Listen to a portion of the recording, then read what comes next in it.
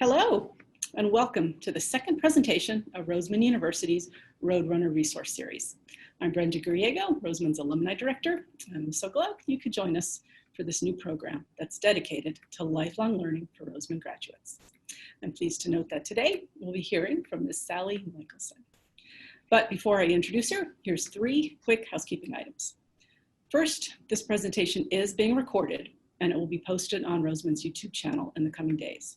Because you registered for the program, we will email you that YouTube link when it's available, along with the PDF of Sally's slides, which she is pleased to share. Second, following Sally's 45-minute presentation, there will be a 15-minute question and answer period. To submit a question, please click the Q&A icon at the bottom right of your screen. Sally will respond to your questions in the order they were submitted. Lastly, we have a sponsor for today's important topic. Mahesh Odrani is the president of Strategic Wealth Design, and we'll hear a few videotaped words of wisdom from him shortly. And now, let me share a bit about our speaker. Sally Mickelson joined Roseman as our Director of Financial Aid in 2014. She began her career in financial aid in 1993 as a federal work-study student herself, while she earned her practical nursing diploma in Minnesota. She's worked at a variety of institutions throughout her career, including community and technical colleges, four-year private nonprofit schools, private graduate level institutions, and vocational and technical institutions.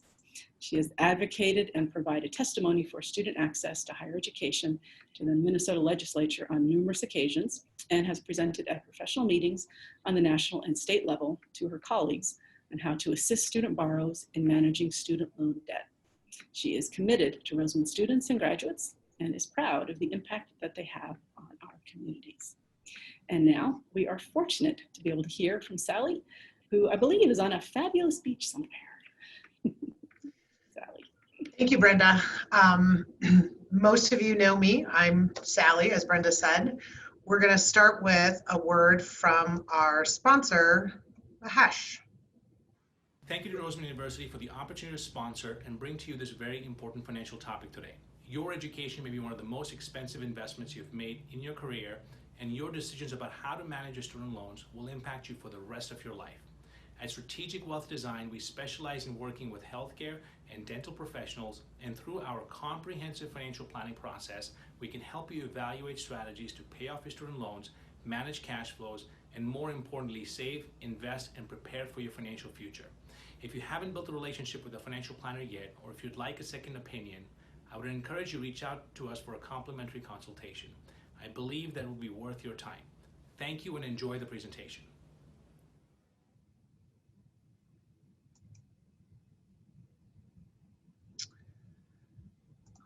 Alrighty. As Brenda said, thank you for attending today. Sorry. There's already a question about recording the presentation. It is being recorded and will be sent to everybody who registered later. So let's get right in. Those of you who have heard me present know, or hopefully you know, that I am very passionate about helping students with their student loan debt.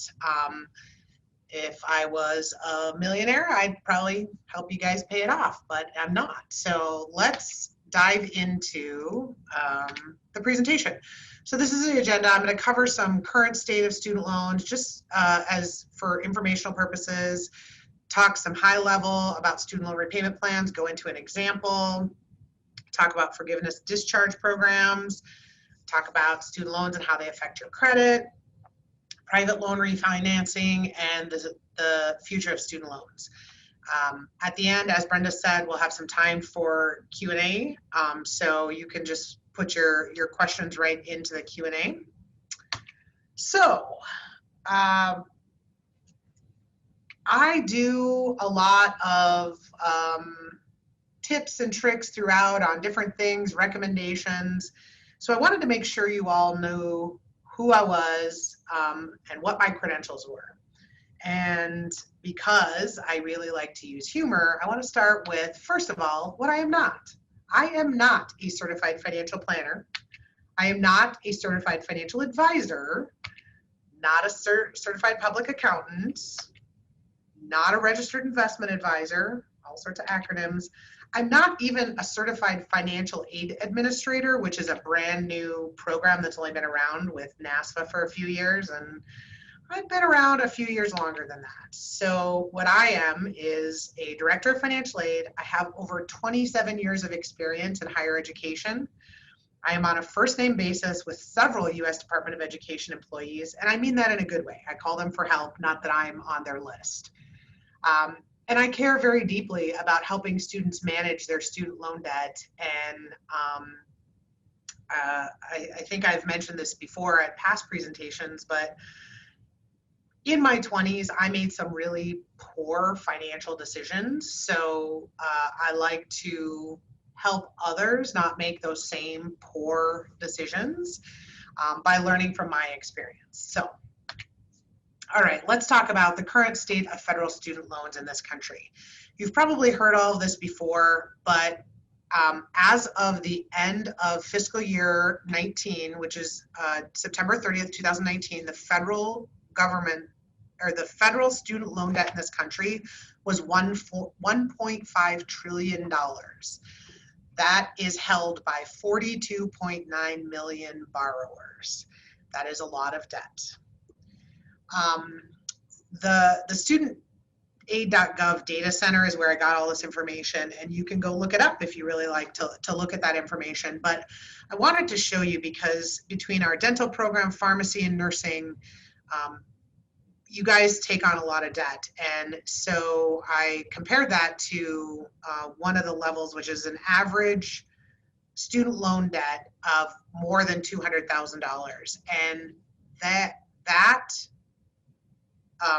segment of borrowers in this country makes up almost $196 billion of the student loan debt.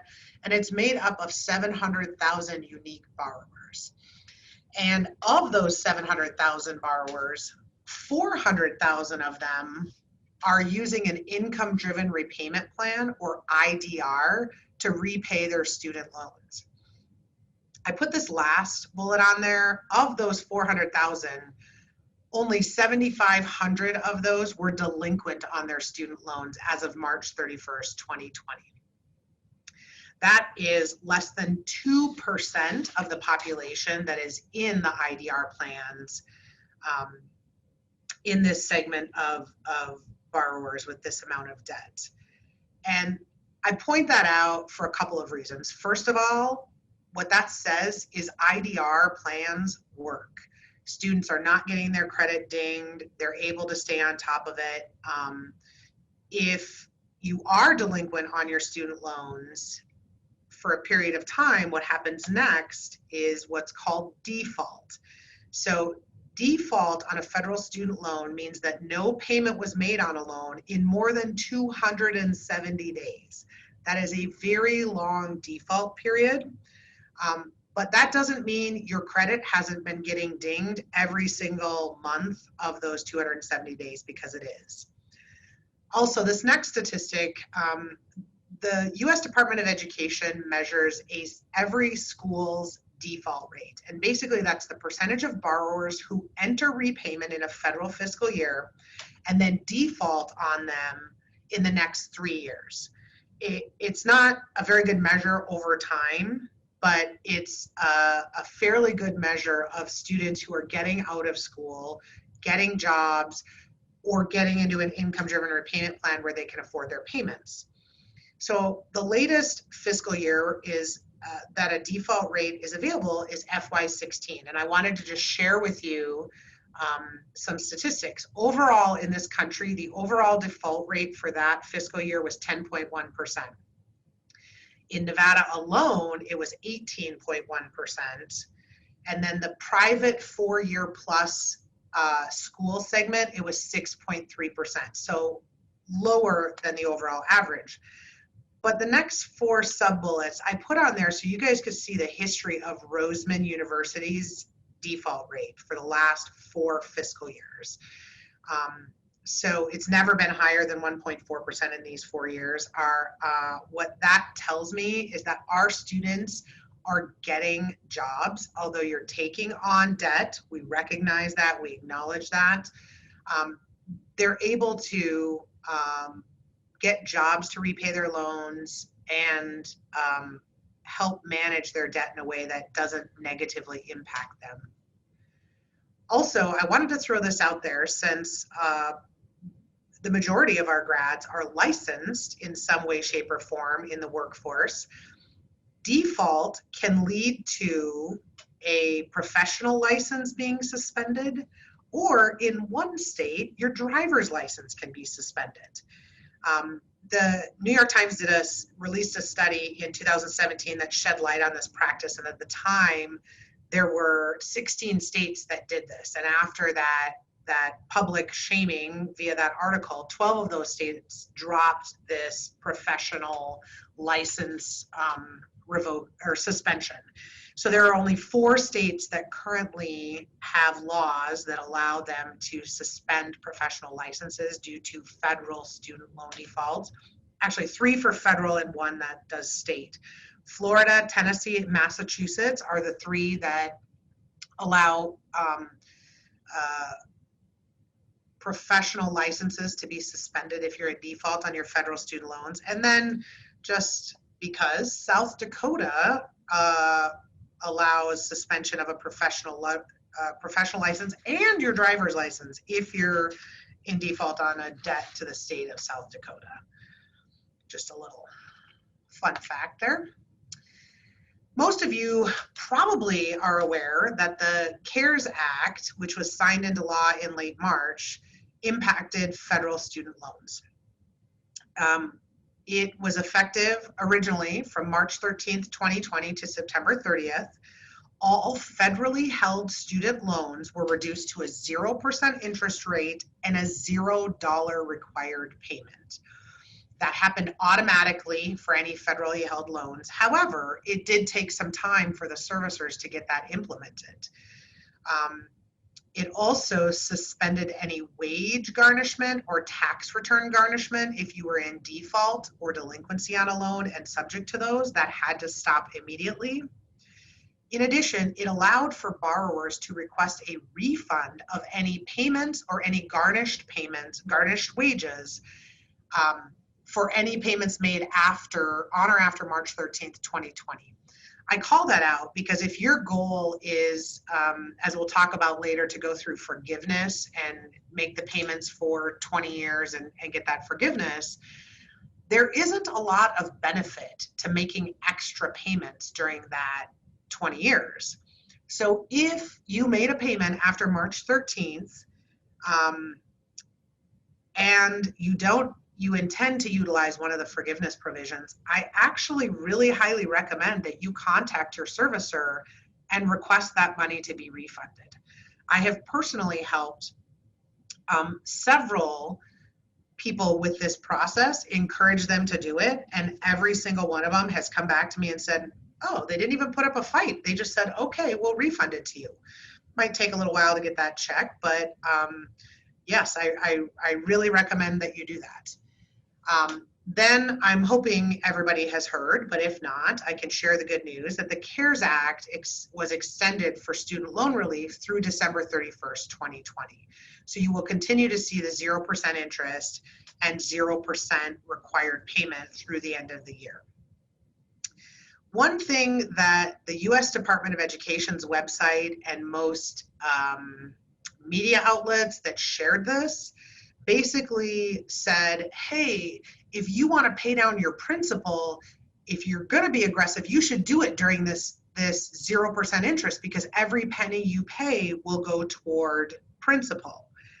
And that's not quite true because federal student loans, just like almost any type of loan, whether that's a mortgage, a car payment, a credit card, your payment first will go to all of your accrued interest. So if you are either in school or haven't been in repayment or haven't had a large payment, you have had this bucket of accrued interest every single month. That bucket didn't go away with the CARES Act. It just stopped increasing. So any money you pay right now is going to go to that bucket of accrued interest. And then once that is satisfied, everything above and beyond that will go to your principal. If you don't know how much that is, I encourage you to log into your servicer's website and see what they usually either call it accrued interest or outstanding interest. They use different terms. So I did just notice that someone asked a question, 0% interest means 0% even if I pay in 5 or 10 years. It actually means it's 0% interest only for the period from March 13th, 2020 through now December 31st, 2020. Starting January 1st, your normal interest rate will begin accruing interest at that point unless we see an extension of the CARES Act. And I'll get into that a little bit later.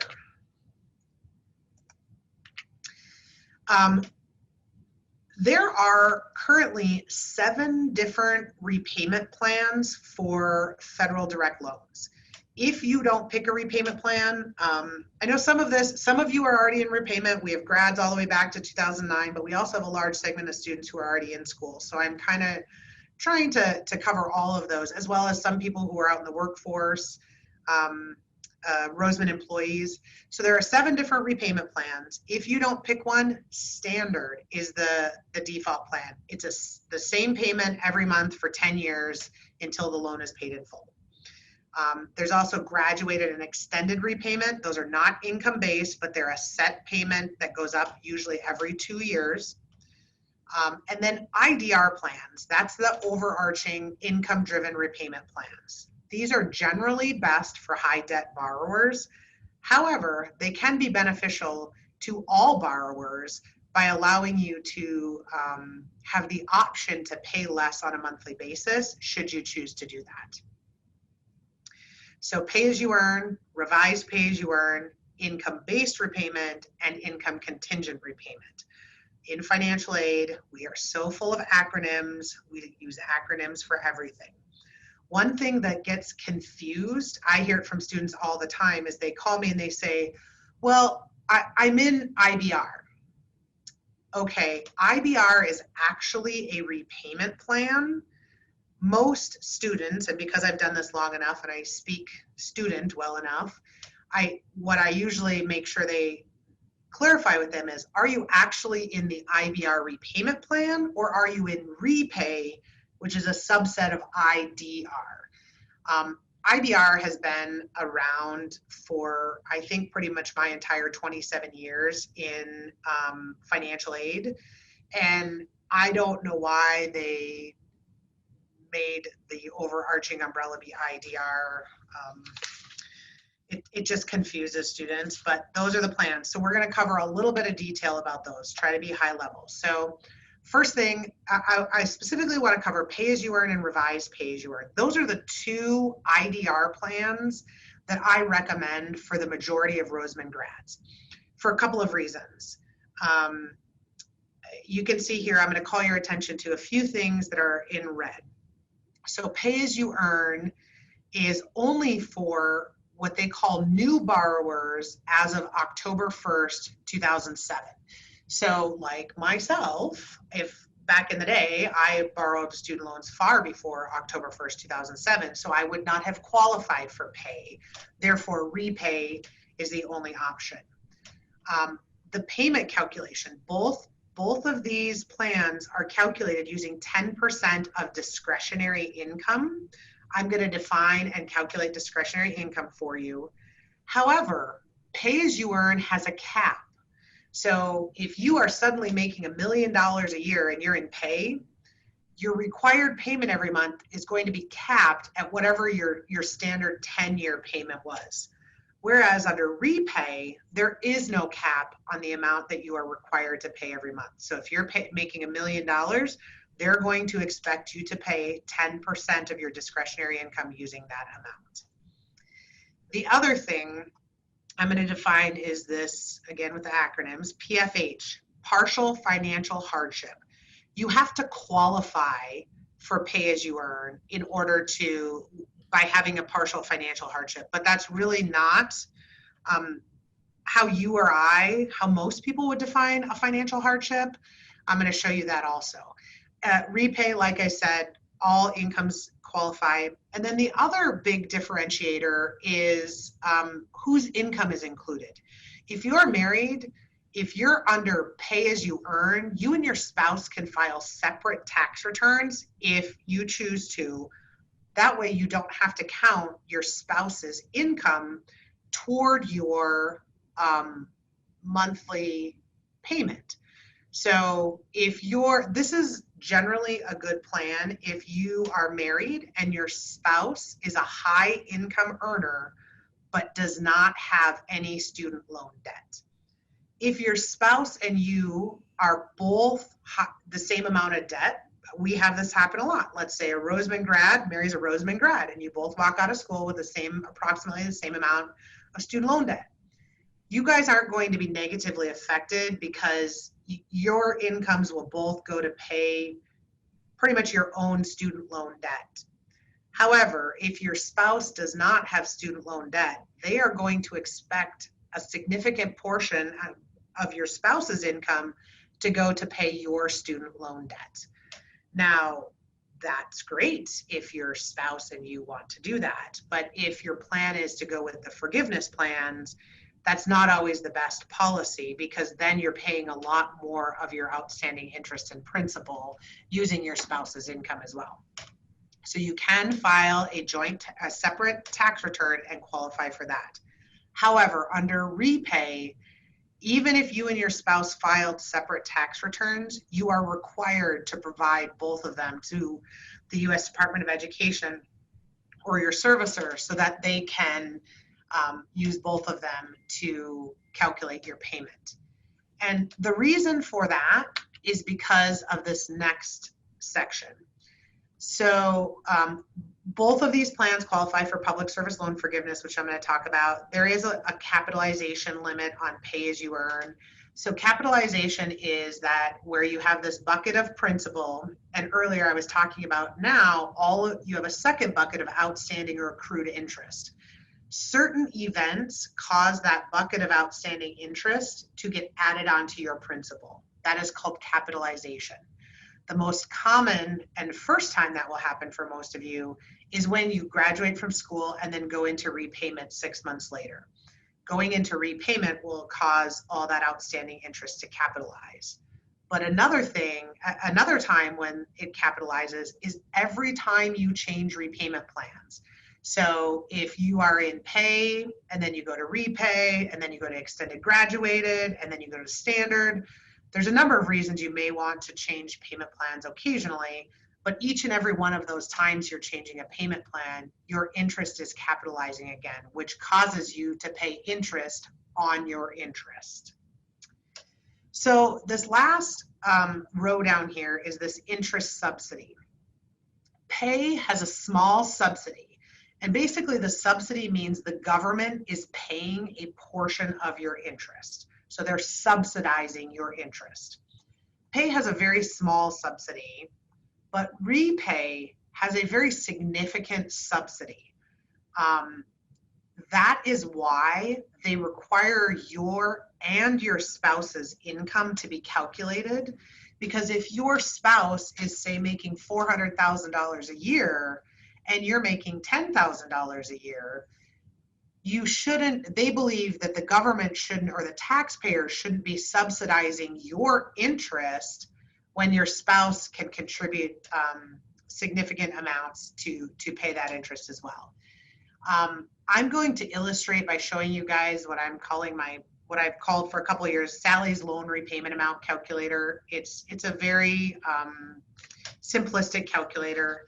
You will have access to that as well. But I'm going to illustrate exactly what that means. So I'm going to define, here we go. I'm going to define discretionary income. So discretionary income as defined by the U.S. Department of Education and Congress, it is the difference between your income and 150% of the poverty level for your family size and the state of residence. So this little chart here is a chart that I've created in my calculator that shows what the poverty level is and what the 150% poverty guidelines are for the lower 48 states. Alaska and Hawaii have higher limits simply because they're higher cost states. But this is the way it works. If you were earning $100,000 with a family size of 4 and you're in Nevada, you would calculate this by taking $100,000 income minus your 150% for your family size of 4, which is $39,300. Then you divide that by 12. So what they would say is your discretionary income on a monthly basis is $5,058. Then to determine your payment under pay and repay, they simply take that $5,058.33 times 10% and round it up to the nearest whole dollar. So in this case, if you had a family size of 4 and had an adjusted gross income of $100,000, your required monthly payment would be $506. Partial financial hardship. So this is the one where in order to qualify for pay, you have to have a partial financial hardship. What that does is it compares your standard 10-year repayment amount to the amount calculated by this discretionary income and 10% calculation. And it compares the two numbers. If your 10% number is higher than your standard repayment, then you do not have a partial financial hardship and you would not qualify for pay. However, if you're already in pay, they allow you to stay in the plan, and then they just cap your payment at the standard payment amount. So I'm going to get to that example in just a couple of slides. I know there's a lot of current students on this call or webinar, so I want to put in a couple of plugs. The IDR application, you have to go out and apply for it online. It's going to import your tax information just like the FAFSA does via the data retrieval tool. If you filed the most recent tax return, it's going to use that data. For example, May 2020 pharmacy grads. Those students, when they go into repayment, it's coming up. I just sent a reminder to them a couple of weeks ago. They need to go apply for repay. They're going to import their 2019 tax return. If they did not file a tax return, it's also going to look at 2018. So it's going to look at the IRS's data for the last 2 years. And if you filed a tax return in one of those 2 years, it's going to use that tax return to calculate your payment. If you did not file a tax return in the last 2 tax years, you must report your current income via a pay stub. So if you're a current student and you take nothing else out of this webinar, this highlighted section, please file a tax return for the tax year prior to graduation.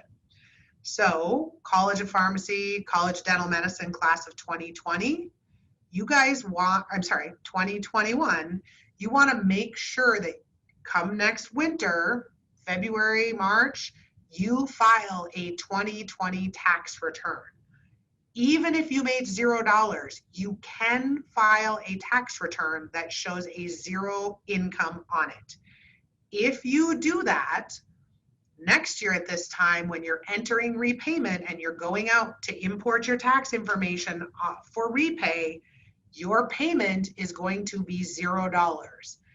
Even if you have a job making $100,000 a year, you do not have to report that unless you have not filed a tax return in the last 2 years. So be sure, I say that to our students so many times, and yet I know some students forget to do it. It is a pretty significant priority that can impact your student loan payment for 12 months. Okay. Generally, for the majority of Roseman graduates, revised pay-as-you-earn or repay is the best payment plan for the majority of students, mostly because of that interest subsidy. What I also recommend to students is so one of the differences between pay and repay, I'm going to talk about it in forgiveness, but is that pay allows you to apply for forgiveness after 20 years, but Repay requires you to be in that plan for 25 years if you have any graduate student loan debt. But you can switch. You can go along and Repay for 20 years, and then in that 20th year, as long as you have a partial financial hardship, you can transfer to Pay. All of your years in Repay count toward the 20-year forgiveness in Pay so that you can get forgiveness at the end of 20 years instead of 25 years. You know what? I see, I have a typo here. It should be 20 years on the second one. Count toward 20 years of payments, not 10. I'm sorry. Okay, let's talk about an example. So this is not anybody's particular student loan debt. I just kind of meshed dental school, pharmacy school, picked a number, $375,000. Here's the parameters I'm using for this calculator I'm about to show you. Single person, no children. They graduated in 2020. They did file a 2019 tax return with a $0 income. But on July 1st, they started a new job making $100,000 a year annually. I'm going to add this disclaimer here because most people don't understand what the adjusted gross income is that is used on the IDR application. So when you file your tax return, you're going to put all your information in, and there's going to be an adjusted gross income, or an AGI as we call it for short. That AGI, it's not your take-home pay and it's not your gross pay. What it is it's your gross pay minus any pre-tax deductions. So if your company provides health insurance, an HSA, retirement contributions, an FSA, almost all of those things are, if they're available, are pre-tax if you take them through your employer. So if you're offered a salary of $100,000 a year, but you opt to put 10% into your retirement account right from the very beginning, your income that's used to calculate your student loan payment is not going to be based on 100,000. It's 100,000 minus that 10%, so it's only going to be 90,000 instead of 100,000, which means contributing to your retirement from early on is going to also help you save money on your student loan payment. Okay, so this is my repayment calculator, and there is a link on the PowerPoint to it. It's on a hidden website.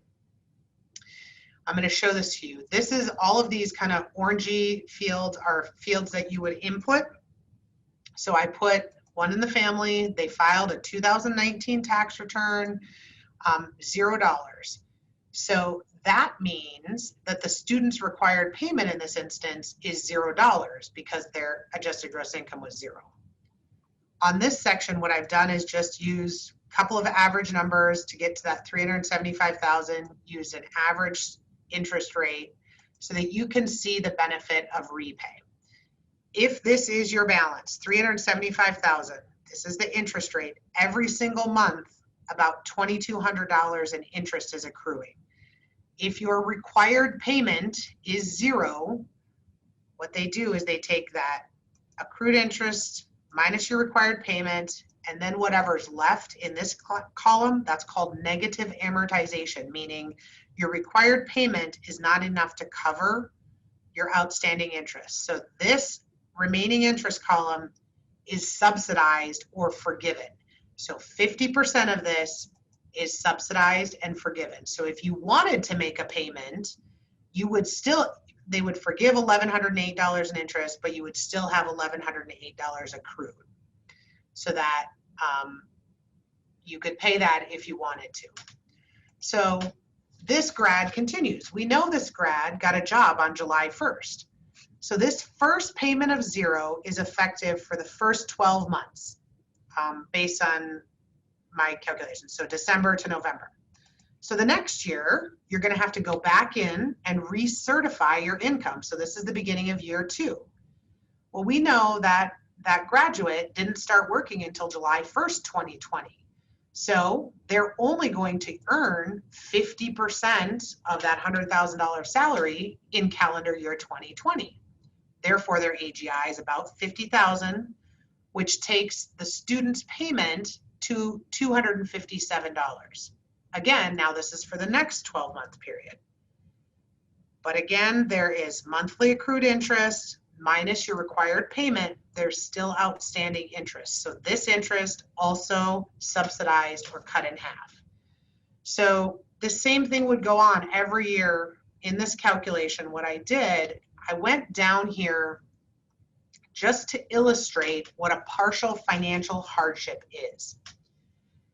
This red block in the middle of this is my calculation of what the standard payment amount would be for this student loan date of $375,000. So the standard repayment would be $4,373 a month.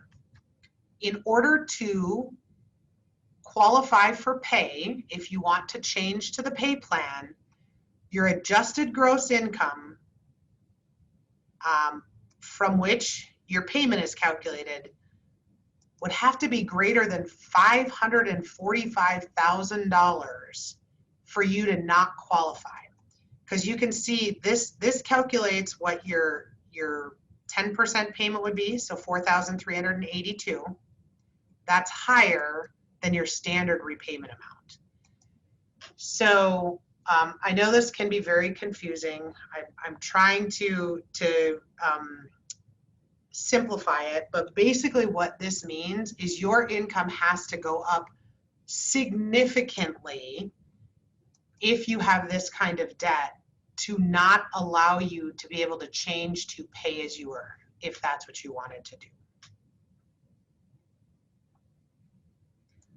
Have I no questions so far? So I don't know if that means people are lost or they're following. Okay.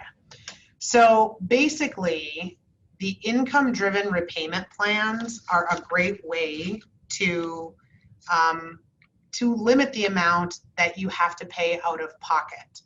So let's talk about the forgiveness provisions. Each of these repayment plans are IDR plans. This is how many years you have to pay in them before you're eligible to apply for forgiveness. So revised pay-as-you-earn is 20 years if you only have undergraduate debt. But if you have graduate debt at all, it's 25 years. Pay-as-you-earn is 20 years. And that's also another reason why they require you to be able to qualify for that plan, because it's a shorter repayment period before they offer forgiveness. So 20 years times 12 payments a year, that's 240 payments. You have to make 240 payments. And once you do that, you can apply for forgiveness. Those 240 payments cannot include deferment periods or generally forbearance periods, except Congress actually very wisely for the 9 months that you're in this CARES Act forgiveness or CARES Act forbearance, your required payment is zero, but those $0 payments count toward all of these forgiveness programs. So, but other periods of deferment or forbearance, or if you're in a repayment plan like graduated, graduated is not a repayment, income-driven repayment plan, and therefore any payments you make under graduated or extended would not count toward the 240 needed for pay-as-you-earn. I see that somebody raised their hand. However, you have to use the Q&A section in order to ask a question. So if you would shoot the question that way, I would appreciate it. Also, this is the downside to this forgiveness after the end of 20 years. That amount that's forgiven at the end of 20 years is considered taxable at ordinary income tax rates. Today's highest income tax rate is 37%. The mid-range is 24%. However, most people don't pay, your effective tax rate is not 37%, but what I tell the majority of our pharmacy and dental or graduate school borrowers that have taken out considerable amounts of debt, the normal, the sort of median career path over 20 years will still lead you at the end of 20 years to probably have your entire principal balance still remaining. And therefore, at the end of 20 years, this is what you would apply for forgiveness in this example. So $375,000. Now, if your income went up to $545,000, obviously you're going to pay down some of that, but that is not the norm. So in this case, even if you were making $100,000, your required payment is only $674. So as you can see, you're not even making enough to cover the interest, let alone get into the principal. So that means at the end of 20 years, if you had this whole $375,000 remaining and had that forgiven, you would have a tax bill of about $130,000. Probably going to be something less than that due to the effective tax rate and if you get a good CPA.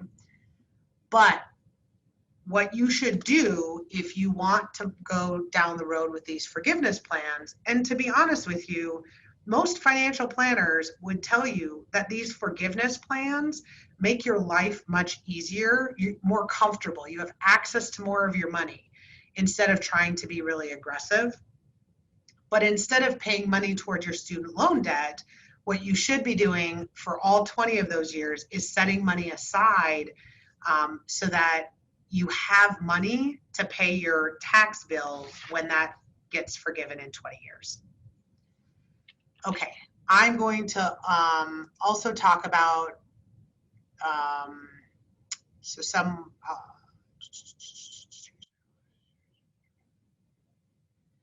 So the question is, I'm going to get to those after. Give me a second. So public service loan forgiveness. That is another very popular student loan repayment option.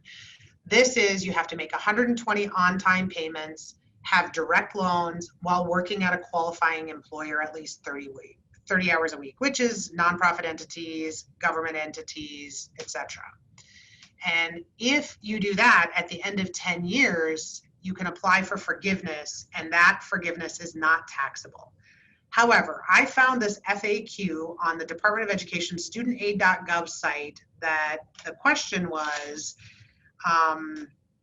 is there a guarantee that public service loan forgiveness will be around? And they actually have this answer. We can't make any guarantees about the future availability of PSLF. However, I will tell you that I reconfirmed public service loan forgiveness provisions are in the master promissory note, which is your agreement with the U.S. Department of Education to repay the loan. So they are part of that. If they try to get rid of that, I will tell you they are going to have the biggest class action lawsuit on their hands, because every borrower in PSLF, I'm not an attorney either, but would have a pretty easy case to say why they should get this forgiven. Also, the U.S. Department of Education used to have a list of qualifying employers under PSLF, but they have removed that as well. So if you are working for a nonprofit or a government entity, you will need to submit an employer certification form. Your employer's HR office will fill it out. Roseman, I know our HR office fills them out frequently. You send it in, and then once you send it in, they're going to send you a confirmation that says, yes, Sally, we have confirmed Roseman University is an eligible employer. You also have to take action to get your loans forgiven at the end of 120 payments. And your employment does not have to be continuous. For example, let's just say you graduate from dental school and you start working at Sally's Smiles Dental Clinic, which is a for-profit dental clinic. You work at that place for 2 years and you say, you know what, I can no longer work for Sally. So 2 years, you're in a for-profit. Then you go work at Indian Health Services for the next 6 years. You love it. Those 6 years you can be in the PSLF program. Now you've hit 60 72 of the 120 payments. And then, I don't know, maybe you come back and work for Sally Smiles Dental Clinic for a couple of years. You realize, no, you know what, the money's great, but man, I just can't work for Sally. And then you go back and you work for another Indian Health Services or an NHSC clinic or any number of those. As long as you work for those employers and make 120 payments, you can apply for forgiveness. Also, there are student loan discharges for student death, and if your parent took out a Parent Plus loan on your behalf, if your parent dies or the student dies, those loans are discharged, as well as total and permanent disability. Bankruptcy, they allow it, and I use air quotes here because they are very particular about what can be discharged in bankruptcy. Only recently, you may have seen in the news, there's been some people who were able to persuade a judge to get student loans discharged during bankruptcy, but it is very, very difficult.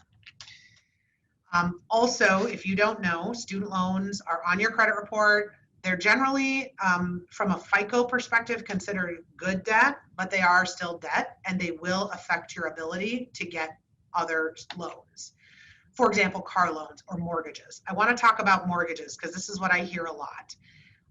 Income-driven repayment plans obviously have a very low payment on your credit report.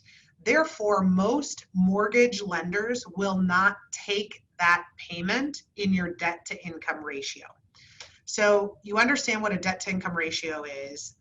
It's your monthly obligations from your credit report divided by your gross income.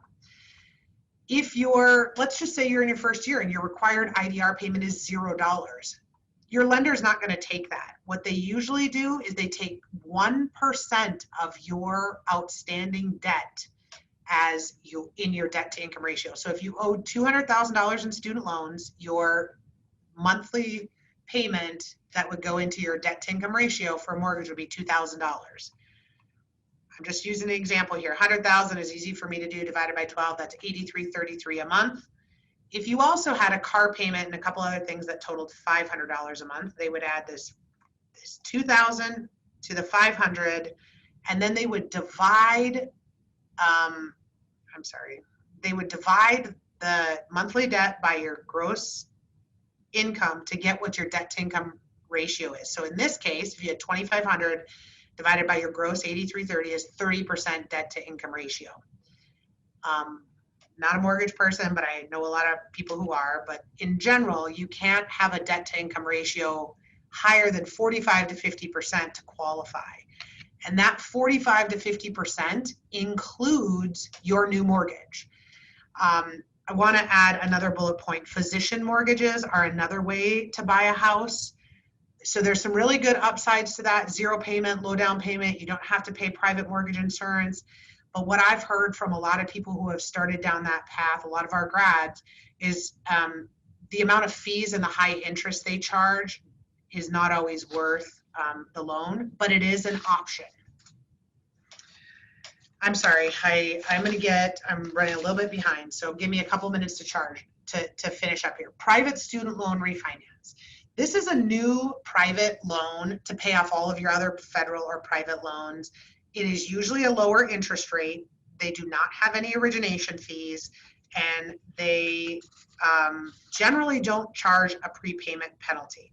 I have been hearing since COVID started and interest rates started dropping, I have heard of grads getting as low as 3.5% in a variable rate and 4% in a fixed rate. So if your goal is, oh, that's my next slide, sorry. You can use a cosigner if you want to have somebody that can help you bring down that rate. Also, we have some previous grads on here from 2009, 2010. If you consolidated and did a private loan refinance then, there's nothing stopping you that says you can't go back out and look at one of these lenders and get a lower rate. I put a link to several options. It's just a report by US News and World Report. I legally can't recommend any over the other. I will tell you that the majority of them have a find my rate inquiry that's a soft hit on your credit so it doesn't affect your credit report. But the one caveat I want to put on here, make sure that these private loans have what's called a death discharge.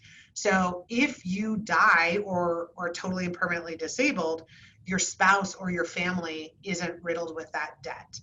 The majority of them do, but some of them do not. So definitely look at the fine print before you refinance. So here's a few questions I say that you need to ask yourself. Is private loan refinancing right for you? The first one is, do you work for or do you plan to work for a nonprofit or a government entity? If you do, I do not recommend private loan refinancing because you would then qualify for public service loan forgiveness.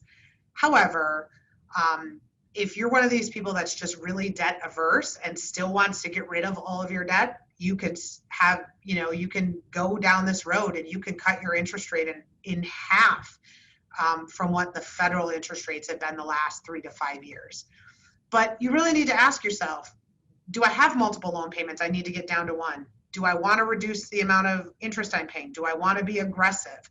There are pros and cons to that. If you start paying $4,000 a month on your student loans, that's less money you're going to have to be able to buy a house, buy a car, start a practice, open your own pharmacy. Also, you have to have good credit to get these best rates. If you're a brand new grad out of school, I generally don't recommend refinancing until you've been in your career for a couple of years, because you don't know. You could, a lot of times you're the lowest person in seniority, and if cuts come, a lot of times it's the newest person. Okay, the future of student loans. Honestly, I think I don't have a crystal ball. I can't tell you what anybody's going to do. What I'm going to hit on is just a few things. CARES Act extension has already been extended through December 31st, 2020. I don't know if we're going to see another extension of that. To be honest with you, we won't know until we see what the state of our economy as a whole is in probably November. So probably shortly after the election, we would see whether there was a further extension. Public service loan forgiveness, I don't foresee that going away because it's in the master promissory note. There have been several different individuals that have committed to that. Repayment plans, I fully expect repayment plans to change and get slimmed down. There's been some proposals recently where they go down to 2 plans. You get the standard plan, or you get an income-driven repayment plan that has 10% and it's forgiven after 20 years if you have undergraduate debt and 25 for graduate. And then I would tell you in about 10 years, 15 years, we're going to start seeing whether that forgiveness of student loan debt is taken off the tax bill. There's some talk and appetite for that, but we won't see the first pay forgiveness loans forgiven until at least 2031. So we've got some time. I do think student loan discharge may be creeping up as an option that Congress might have an appetite for. I can't say for sure. What I hear a lot is the student loan forgiveness of $50,000 for all people. I would tell you that the odds of this happening are about 4.3 million to 1. I'm going to put that in perspective. The odds of the 1980 U.S. hockey team winning the gold medal was 1,000 to 1, and they called that a miracle on ice. And I'm putting the student loan forgiveness for all at 4.3 million to 1. I don't think there's any opportunity for that to happen because it's going to cost over $1 trillion, and I just don't think that's going to happen. So I'm sorry, I took a little extra time. Again, I want to acknowledge Mahesh Ordahani for his sponsorship of this program. And I'm going to see, we have a couple of questions. I will answer them until 7 o'clock because that was the end of the time. But if there are more questions, I'm happy to answer. Also, my contact information is on the first slide. I'm at Roseman. If you want to talk one-on-one about your situation, drop me an email. I'm happy to schedule something via Zoom, in person, whatever works for you. Okay, so one of the questions is, if I'm making payments during this CARES Act forbearance, I'm thinking it's going towards my principal amount. Is that not true? It's only true if you have paid your outstanding interest in full. So you will want to log into your servicer site, that's Great Lakes, Nelnet, Navient, all of those servicers, and see if you have any outstanding interest. I won't have any way to do that, but you'll be able to see how it's being applied. It's not such a bad thing to have that going to interest as well, but it is not going to principal until that's paid in full. Next question is, I met with a financial advisor and they informed me that the extension from August to December changed and the $0 monthly payments did not count towards forgiveness. That is 100% not correct. My guess is you met with that financial planner or talked to somebody sometime between August 21st and the beginning of September when it was an executive order signed by the president. And during that 3-week period, there was question and uncertainty that they would count toward the forgiveness plans because it was not specified. However, in early September or mid-September, the U.S. Department of Education put out a guidance and actually how they announced it, which is very appropriate for the current administration. They tweeted it to a student. Some students said, oh, does this count? And the Department of Education on their official site said, yes, all payments from October through the end of the year will count toward PSLF forgiveness as well as pay and repay. So that information was probably correct at the time, but it is not correct. They all are counting every payment from March 13th through December 31st. What if I don't accrue interest? I'm assuming that means I don't have any accrued interest. Should I start paying back my debt? So that's a little bit of a loaded question because it depends on a lot of things. I'm not a financial planner, but I've made every financial mistake I could in my 20s, and I hope you learn from that. And so what I would tell you is before you pay back your student loans, you need to make sure you don't owe a single dollar on credit cards because credit card interest rates are far higher than federal interest rates. Make sure you're saving, you have an emergency savings. Make sure if you're trying to buy a practice, you have a savings for that. If you're trying to buy a house, you need to do all you can to save all the money you can before you start paying back extra on your student loan debt. But given all of that, if you have all of that taken care of, you really also need to make the decision, do I want to pay back all of my debt? Or do I want to only pay the minimum for 20 years and apply for the forgiveness? There's no right or wrong answer on this, but the more and more financial planners that I talk to pick their brains, to educate myself, I would tell you probably, like 2 out of 3 dentists recommend a certain type of toothpaste. I would tell you 9 out of 10 financial planners would recommend paying only the 10% for 20 years and investing the rest of your money. And what they call that is you are missing out on, there's opportunity costs. So in this example, in order to pay your student loan debt, in 10 years, you would have to pay $43.73 a month. Even if you did a private loan refinance, and let's just say you got a 4% interest rate, you'd still have to pay almost $3,800 a month to pay this off in 10 years. So what that means is that if you pay $3,700 a month for 10 years on your student loans, that's money that you could have been investing and making money on. So financial planners would tell you, instead of paying that $37, pay the $674, and the difference between that, $3,100 a month, invest that. And so at the end of 20 years, not only do you have that $3,100 a month, but you also have made a return on that money. Or put some away. Don't invest $3,100, but invest $2,000. And so for the other $1,100 a month, I don't know, you invest in what's important to you: travel, family, private school for your kids, making sure your kids don't have to take out student loans for college, all sorts of things. I don't want to sound as though I'm advocating for that, because I don't have a horse in this race, but you have to know what's best for you and specifically your significant other, because I think that's pretty important. Okay, and then so each of us as a student will have $50,000 forgiveness. Right, and that is sarcasm, obviously. Depending on if you think the 4.3 million to 1 odds are going to happen, but it would be nice. I would be all for it. Even though I don't have student loan debt, I would still be all for it, but I just don't think it's going to happen.